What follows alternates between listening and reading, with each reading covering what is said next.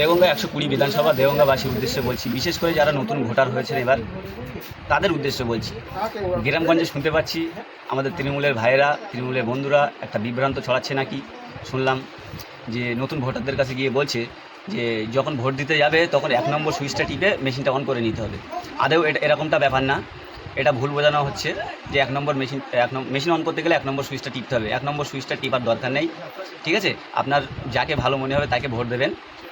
1 নম্বর switch টিপা মানে তৃণমূলকে ভোট দেওয়া, মেশিনটা অটোমেটিকের জন্য অনই থাকবে, এটা ভুল বোঝানো হচ্ছে এবং ভুল বুঝিয়েছে।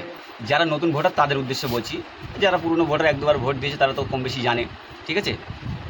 তো আমার বিশেষ করে এই ভিডিওটা করার উদ্দেশ্য হলোই যে যারা নতুন ভোটার আছে বিভ্রান্তর ভেতরে পড়বেন না, ঠিক আছে?